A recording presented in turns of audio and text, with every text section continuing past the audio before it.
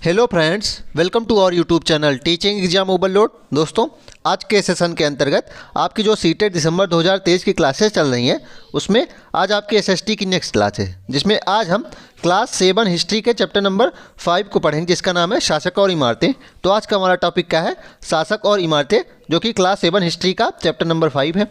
चलिए फिर सेशन को शुरू करने से पहले हमारी एक रिक्वेस्ट है कि हमारे चैनल को लाइक करें, सब्सक्राइब करें तथा ज़्यादा से ज़्यादा शेयर करें। इसमें देखते हैं पहला पॉइंट क्या है। पहला पॉइंट है कि कुतुब मीनार 5 मंजिली इमारत है। पहला पॉइंट क्या है कि कुतुब मीनार 5 मंजिला इमारत है। इस इमारत की पहली मंजिल कुतुबुद्दीन ऐबक ने बनवाया था। तो इस इमारत की जो कुतुब मीनार है, पहली मंजिल को किसने बनवाया था? कुतुबुद्दीन ऐबक ने बनवाया था, तथा उसके बाद इनकी मृत्यु हो गई थी। उसके बाद शेष मंजिलों का निर्माण 1229 के आसपास इल्तुतमिश द्वारा करवाया गया था। तो इंपॉर्टेंट पॉइंट इसमें क्या हो जाएगा कि देख लीजिए, कुतुब मीनार 5 मंजिली इमारत है और इसकी पहली मंजिल को कुतुबुद्दीन ऐबक ने बनवाया था। शेष मंजिलों को 1299 के लगभग इल्तुतमिश ने बनवाया था। आगे देखते हैं। अगला पॉइंट है कि राजस्थान के बूंदी में स्थित रानी जी की बावड़ी उन 50 बावड़ियों में से सबसे बड़ी थी, जिसका निर्माण पानी की आवश्यकताओं की पूर्ति के लिए किया गया था। तो बूंदी में स्थित जो रानी जी की बावड़ी है वह 50 बावड़ियों में सबसे बड़ी है, और इसकी जो निर्माण कार्य था वह क्यों था? पानी की आवश्यकताओं की पूर्ति करने के लिए किया गया था। अपनी स्थापत्य सुंदरता के लिए विख्यात इस बावड़ी का निर्माण 1699 ईस्वी में रानी नाथवत जी ने किया था। तो इसका निर्माण किसने करवाया था? 1699 ईस्वी में रानी नाथावत जी ने करवाया था, जो बूंदी के राजा अनिरुद्ध सिंह की रानी थी। और ये कौन थी? अनिरुद्ध सिंह की रानी थी। तो रानी जी की बावड़ी के बारे में क्या इंपॉर्टेंट पॉइंट हो जाएगा कि यह 50 बावड़ियों में सबसे बड़ी है। इसका निर्माण 1699 ईस्वी में राजा अनिरुद्ध सिंह की रानी जो थी रानी नाथावत जी ने बनवाया था। आगे देखते हैं अगला पॉइंट अब क्या है। अगला पॉइंट है कि 7वीं और 10वीं शताब्दी के मध्य वास्तुकार भवनों में और अधिक कमरे, दरवाजे और खिड़कियां बनने लगे। तो 7वीं से 10वीं शताब्दी में क्या हुआ कि जो भवनें थे उसमें अधिक कमरे, दरवाजे और खिड़कियां बनने लगे।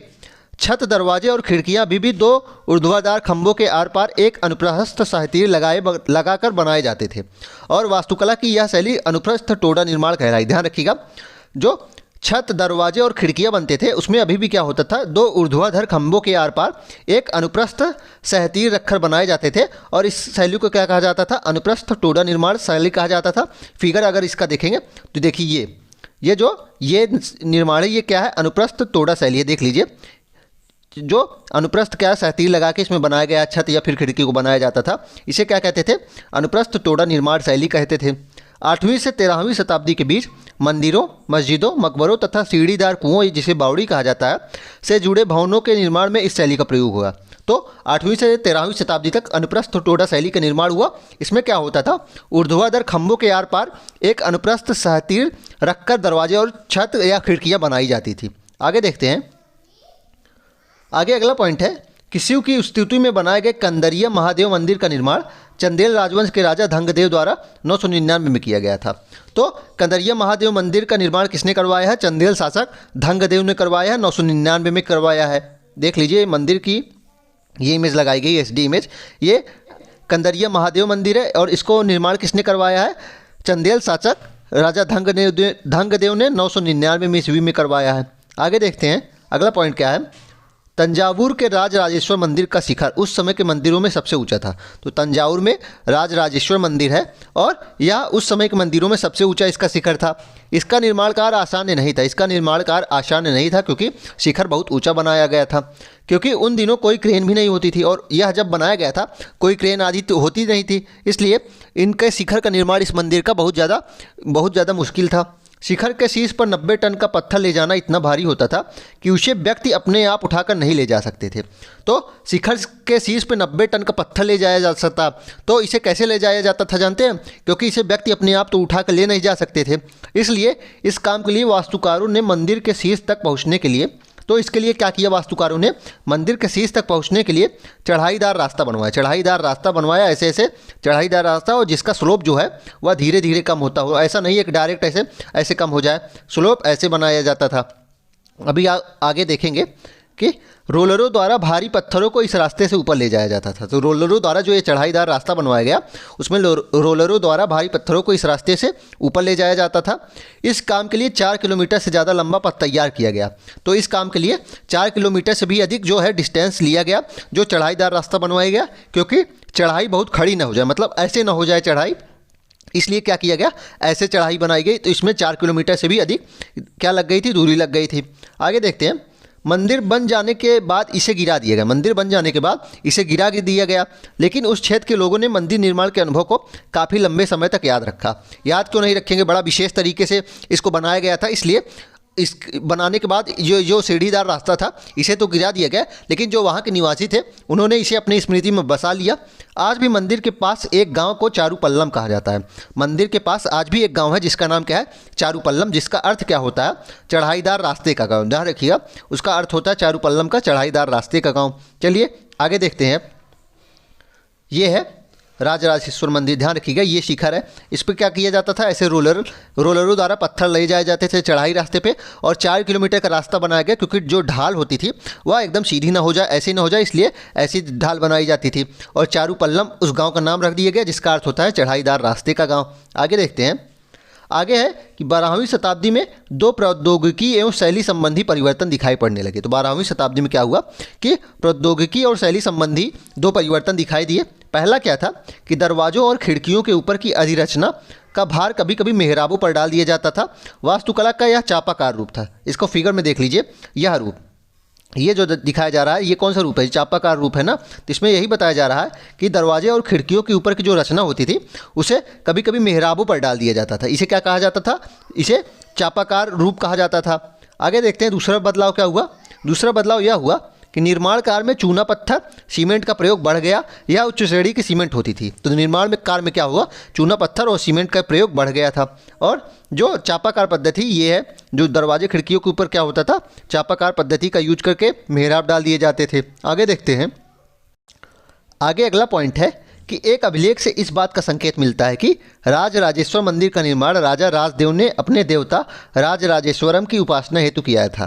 तो जो अभी ऊपर मंदिर बताई गई है उसमें एक अभिलेख से हमें पता चलता है कि राजराजेश्वर मंदिर का जो निर्माण राजा राजदेव ने किया था, अपने देवता राजराजेश्वरम की उपासना के लिए किया था।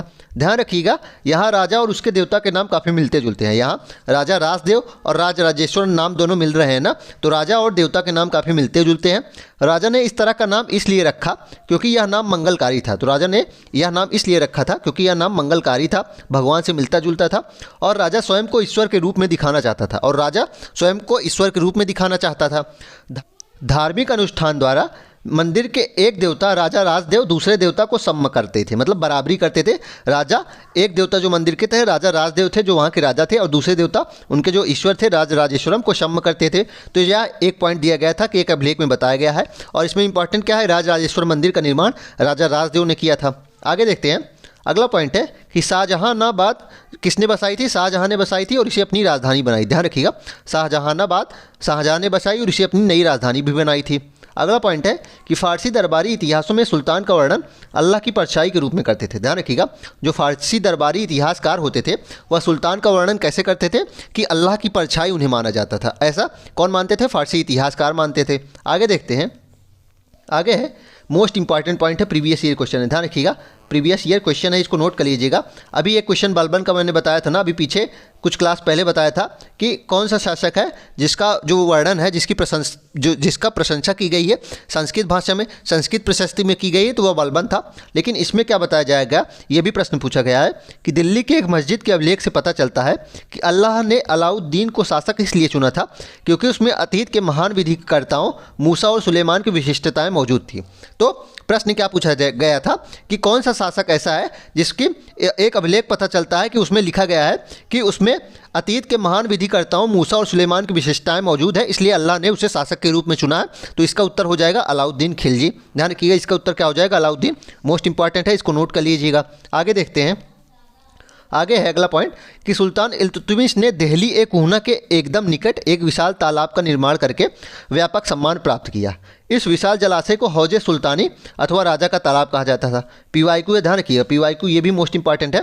प्रश्न क्या था कि हौजे सुल्तानी किसने बनवाया था, तो सुल्तान इल्तुतमिश ने बनवाया था। हौजे सुल्तानी या फिर राजा का जो तालाब था उसे इल्तुतमिश ने बनवाया था।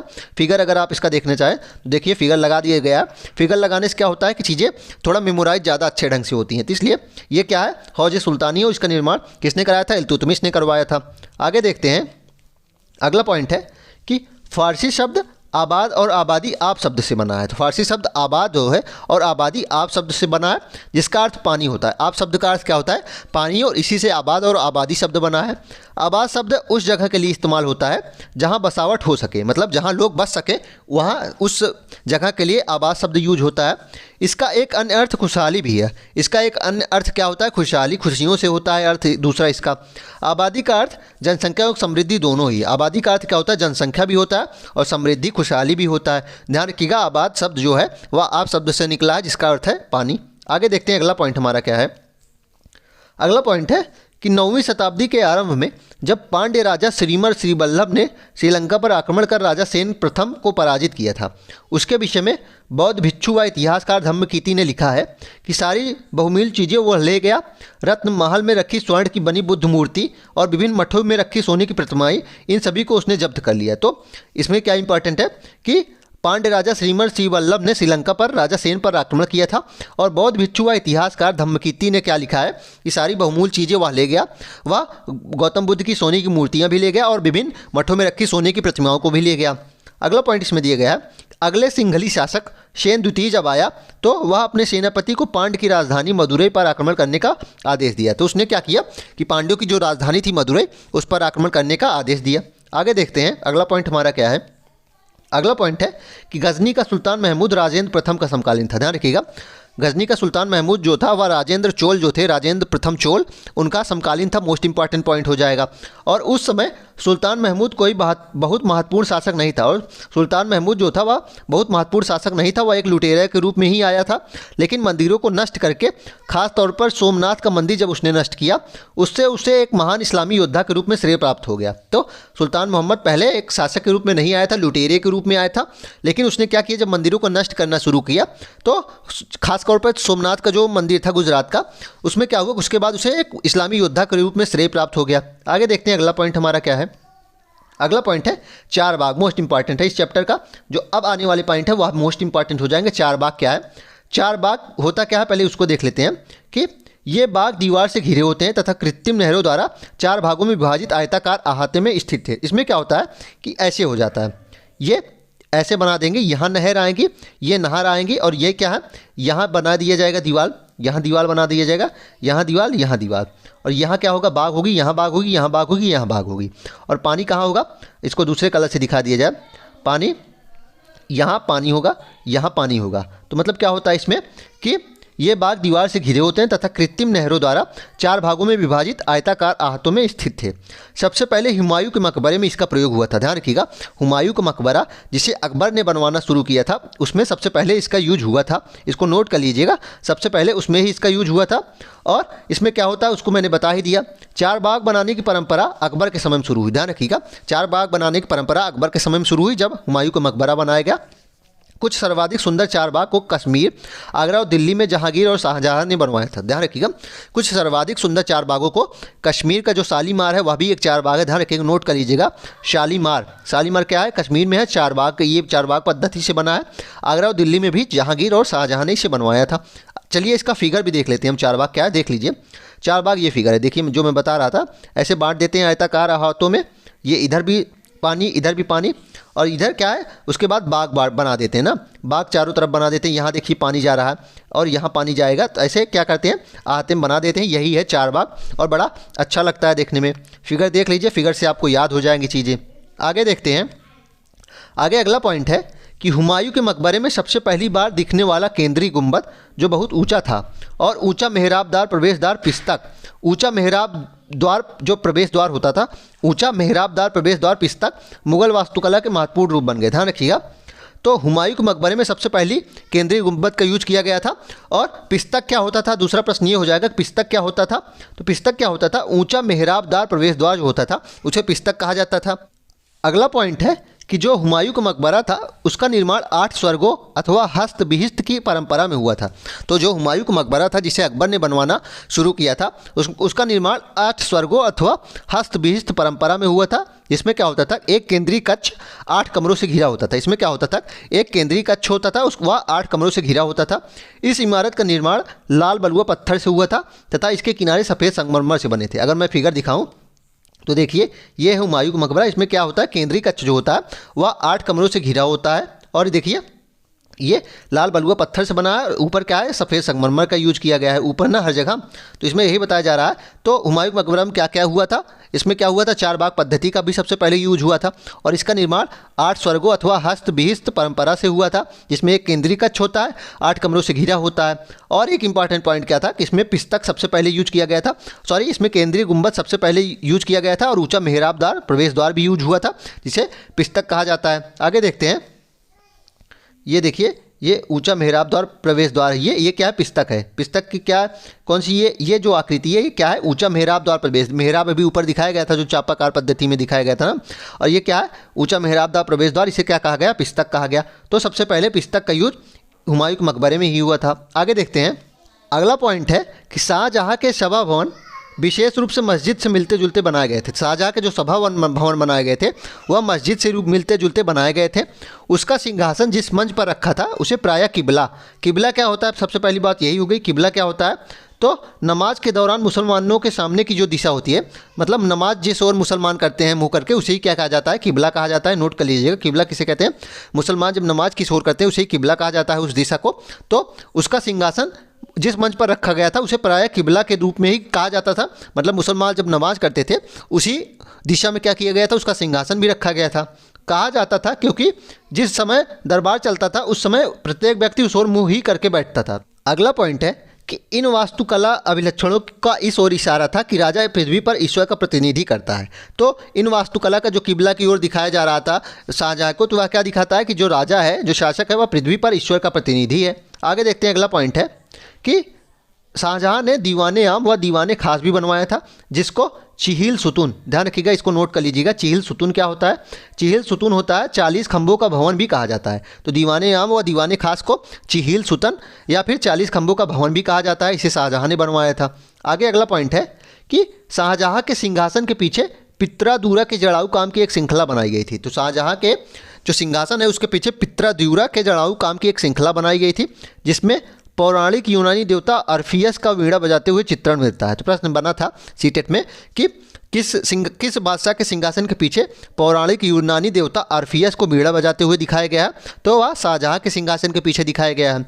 ऐसा माना जाता था कि अर्फियस का संगीत आक्रामक जानवरों को भी शांत कर सकता है। तो ऐसा माना जाता था कि जो अर्फियस का संगीत होता था वह आक्रामक जानवरों को भी शांत कर देता था और वे शांतिपूर्वक एक दूसरे के साथ रहने लगते थे। आगे देखते हैं, आगे है कि शाहजहाँ के सार्वजनिक सभा भवन का निर्माण यह सूचित करता है कि न्याय करते समय राजा ऊंचे और निम्न सभी प्रकार के लोगों को एक साथ समान व्यवहार करेगा और सभी सद्भाव के साथ रह सकेंगे। तो सार्वजनिक सभा भवन उसके बनाने का क्या लक्षण दिखाता है, अभिलक्षण, कि वह सभी के साथ समान व्यवहार करेगा। अब पित्रादिउरा शैली जो यूज की गई है वह क्या है, पित्रादिउरा देखते हैं। उत्कीर्णित संगमरमर अथवा बलुआ पत्थर पर रंगीन ठोस पत्थरों को दबाकर बनाए गए सुंदर तथा अलंकृत नमूने जो होते थे उसे पित्रादिउरा कहा जाता था। पित्रादिउरा अगर प्रश्न बनेगा किसे कहते हैं, तो उत्कीर्णित संगमरमर में या फिर बलुआ पत्थर पे रंगीन ठोस पत्थरों को दबाकर बनाए गए जो सुंदर आकृतियां होती थी उसे पित्रादिउरा कहा जाता था। अगला पॉइंट देखते हैं, अगला पॉइंट है हमारा नदी तट बाग क्या है। नगरों का निर्माण शाहजहाँ ने यमुना के तटों पर करवाया था। ताजमहल में भी यही शैली की यूज की गई थी, या चारबाग शैली के ही समान थी। तो नगरों के जो तट पर बनवाए जाने वाला जो पद्धति का यूज किया गया शाहजहाँ द्वारा उसे ही नदी तट बाग कहा गया, और ताजमहल भी इसी शैली में बनवाया गया था और यह चारबाग शैली के समान ही थी। चलिए फिर इसी के साथ आज के सेशन को हम समाप्त करते हैं। आशा करता हूं कि आपको यह सेशन पसंद आया होगा। अगर आप इसी तरह के अन्य सेशन भी देखना चाहते हैं तो हमारे YouTube चैनल को लाइक करें, सब्सक्राइब करें तथा ज़्यादा से ज़्यादा शेयर करें। साथ ही इसकी PDF आप भी देख ही रहे हैं, लगातार बन रही है, और जैसे क्लास 7 की क्लासेस समाप्त हो जाएंगी उसके बाद आपको तुरंत उसकी PDF टेलीग्राम चैनल में मिल जाएगी। आप हमारे टेलीग्राम चैनल को भी ज्वाइन कर लीजिए, जिसका लिंक डिस्क्रिप्शन बॉक्स में है, आप उसको ज्वाइन कर लीजिए। चलिए फिर, धन्यवाद।